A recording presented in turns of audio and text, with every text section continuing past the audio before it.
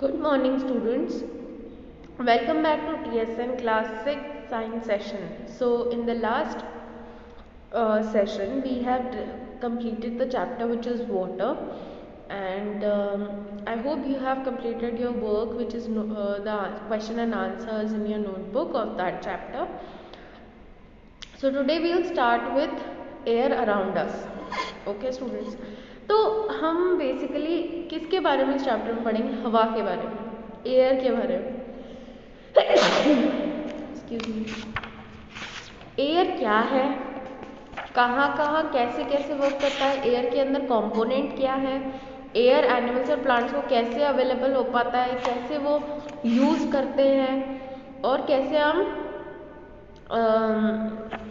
Oxygen वगैरह का balance रहता है। ये सारी चीज़ें अब हम इस चैप्टर में पढ़ेंगे।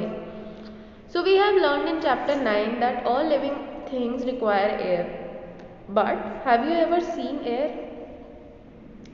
अब ये चैप्टर 9 जो पढ़ा था, रेस्पिरेशन वाला चैप्टर है ये, तो उसमें आप ये क्या देखा था कि एयर बहुत ज़्यादा इम्पोर्टेंट है हर ऑर्गेनिज्म के लिए, क्योंकि जो बॉडी की जो एक्टिविटीज़ हैं, जो भी सेल की एक्टिविटी है, रेस्पिरेशन उसका बेसिक मतलब होता है ना, बेसिक स्टेप है। क्यों? क्योंकि हम फूड तो हम खा रहे हैं जो हमारी बॉडी के लिए ज़रूरी है, लेकिन उस फूड का कन्वर्जन नहीं हो पाता है। जो कॉम्प्लेक्स फॉर्म में हम फूड ले रहे हैं उसको सिंपलर फॉर्म में भी तो करना पड़ेगा, तभी तो बॉडी उसको एब्जॉर्ब कर पाएगी। और वो कैसे होता है पूरी प्रोसेस? या हमारी बॉडी को जो एनर्जी चाहिए काम करने के लिए, वो एनर्जी किससे मिलेगी? फूड से मिलेगी। ठीक है, वो फूड ब्रेक डाउन होने के बाद एटीपी बनाता है, या फिर हम ऐसे बोल सकते हैं एनर्जी बनाता है। ठीक है, उस एनर्जी को, वो एनर्जी कहाँ काम आती है? रेस्पिरेशन के काम आती है। रेस्पिरेशन में क्या काम, क्या ज़रूरी होता है? ऑक्सीजन। ऑब्वियसली ऑक्सीजन ज़रूरी होगी। ये पूरा एक कंबाइंड प्रोसेस होता है जो क्या करता है? सेल को काम करने में हेल्प करता है।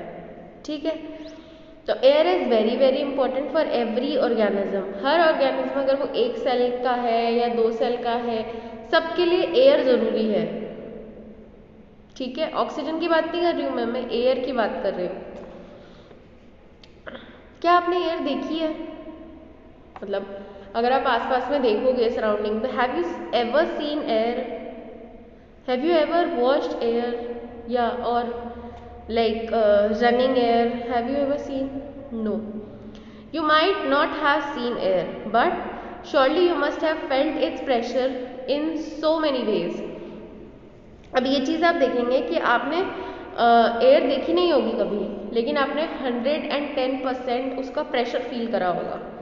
जब कभी वो आती है, तूफान वगैरह आता है, या नॉर्मली भी हवा चलती है, तो आपको फील होता है कि आपके पास से कुछ जा रहा है। Although you can't see anything, no air, nothing, but you can feel it, you can feel the pressure over.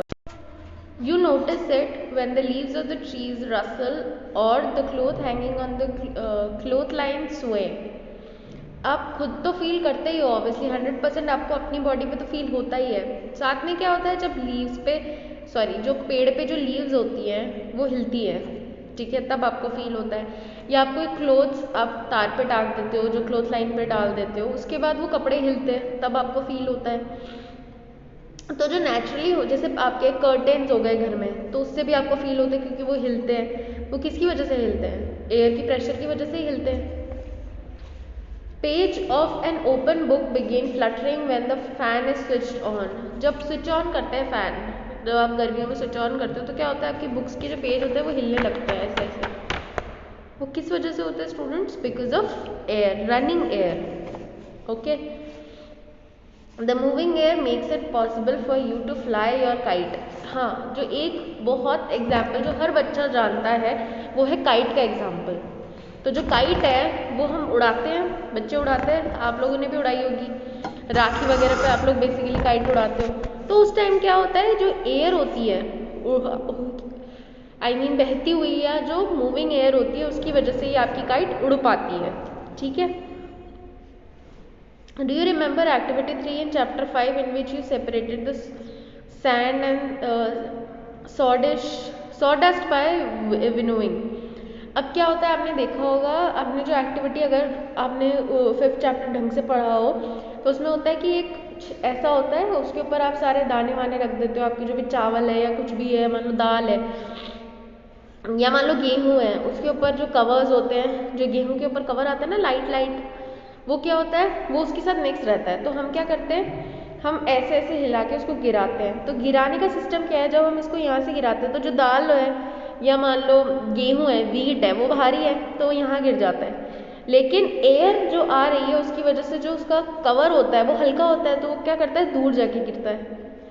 अगर आपको ये एक्टिविटी याद हो तो ये एक्टिविटी में जो फिल्टर या फिर हम लोग बोलते हैं सेपरेट कर पा रहे हैं, वो किसकी वजह से कर पा रहे हैं, because of moving air. Winnowing is more effective in moving air.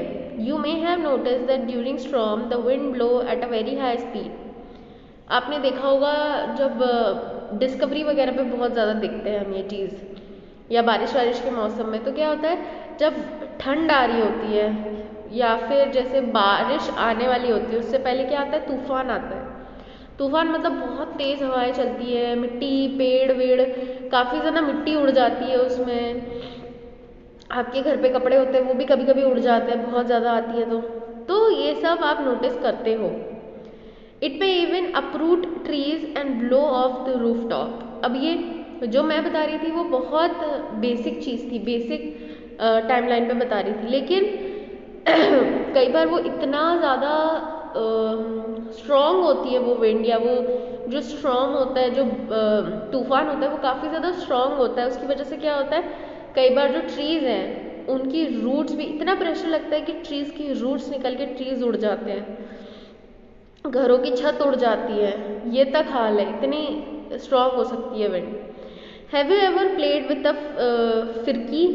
फिरकी देखिए आप, ये देखिए ये एक्टिविटी 15.1, जब हम लोग मेले में जाते थे तो घर वाले दिलाते थे, याद है?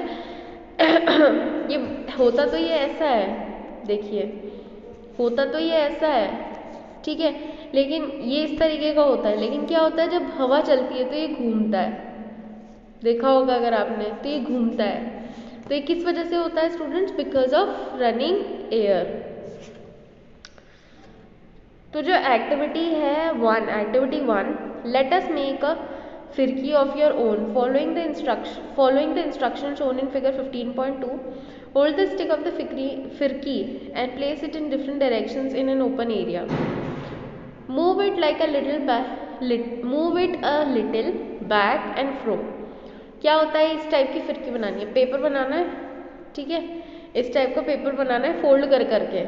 आपको क्या करना है, चारों तरफ से कट करना है, फिर उसको फोल्ड करते जाना है, ठीक है, और उसको क्या करना है, नॉर्मल टू एंड फ्रो हिलाना है, आगे पीछे आप हिलाएंगे।